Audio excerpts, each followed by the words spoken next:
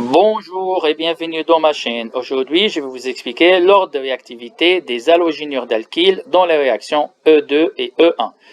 Les deux mécanismes de ces réactions d'élimination E2 et E1 ont été déjà expliqués dans deux autres vidéos sur ma chaîne que je vous invite à les regarder pour mieux comprendre la vidéo d'aujourd'hui. Comme vous pouvez le voir, les halogénures d'alkyle suivent le même ordre de réactivité qu'ils soient pour E2 ou pour E1, à savoir les halogénures d'alkyle tertiaires sont plus réactifs que les halogénures d'alkyle secondaires qui sont à leur tour plus réactifs que les halogénures d'alkyle primaires. Pourquoi? Commençons avec une réaction d'élimination E2 et prenons un halogénure d'alkyle primaire. Lorsqu'il est en présence d'une base forte, nous allons avoir une élimination d'un hydrogène sur le carbone bêta et d'halogène de carbone alpha.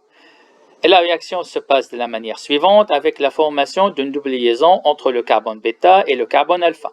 On obtient ce produit que je vais représenter à côté de la réaction. Si maintenant on prend un halogénure d'alkyle secondaire, ça veut dire le carbone qui est connecté au BR est connecté à deux autres carbones.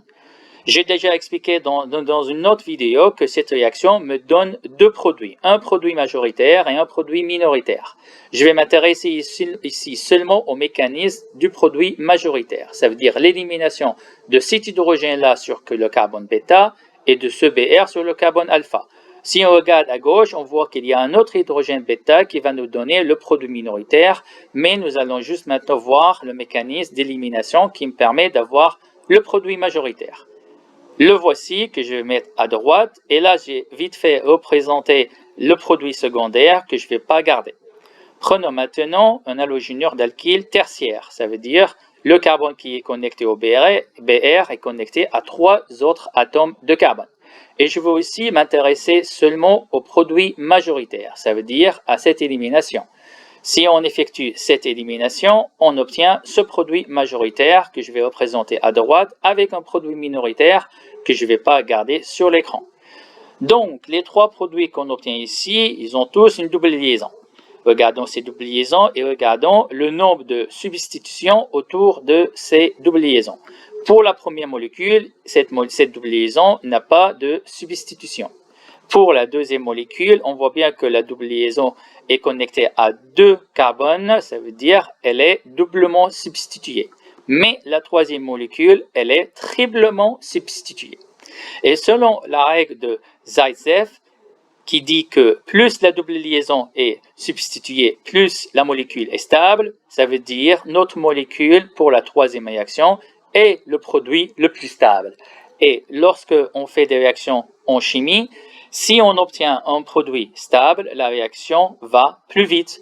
Et donc, l'halogénure d'alkyle tertiaire qui me donne le produit, l'alcène, le plus stable, est l'halogénure d'alkyle le plus réactif, après l'halogénure d'alkyle secondaire et finalement l'halogénure d'alkyle primaire.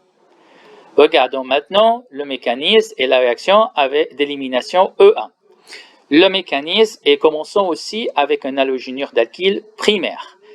Pour effectuer une réaction d'élimination de type E1, on utilise une base faible qui n'est pas capable d'arracher le proton ici par elle-même.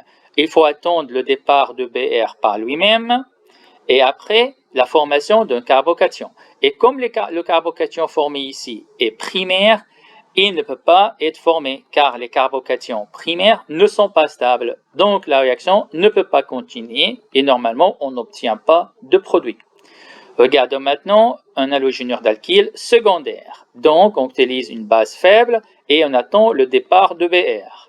On forme ici un carbocation secondaire. Les carbocations secondaires sont assez stables pour être formés. Donc, nous avons un carbocation secondaire. La deuxième étape, c'est l'arrachement du proton par la base et la formation de la double liaison. Donc, on obtient ce produit-là comme produit majoritaire et ce produit-là comme produit minoritaire. Si on prend maintenant un halogénure d'alkyle tertiaire, il va se passer exactement la même chose. On attend le départ de BR, la formation d'un carbocation qui est cette fois tertiaire, car ce carbocation est connecté à trois autres atomes de carbone, donc il est tertiaire. et suite à la réaction, on obtient l'alcène comme d'abord un produit majoritaire et un produit minoritaire. Ce qui nous intéresse ici, c'est les carbocations. On sait très bien que les carbocations tertiaires sont plus stables que les carbocations secondaires qui sont beaucoup plus stables que les carbocations primaires. Et donc, l'halogénure d'alkyle tertiaire me permet d'obtenir le carbocation le plus stable et donc la réaction va aller plus vite. Et donc la réaction va être plus rapide avec les halogénures d'alkyle tertiaires, puis les halogénures d'alkyle secondaires et puis les halogénures d'alkyle primaires que eux ne peuvent pas subir une réaction de type E1. Nous avons vu maintenant que l'ordre de réactivité des halogénures d'alkyle, qu'il soit pour la réaction E1 ou E2, est le même. C'est tertiaire, secondaire, primaire, pour deux raisons. Pour E2, c'était la stabilité de produit final, et pour E1, c'était la stabilité de la molécule intermédiaire, ça veut dire du carbocation. J'espère que cette vidéo vous sera utile. Si vous avez des questions, n'hésitez pas à me les poser dans les commentaires. Bonne journée.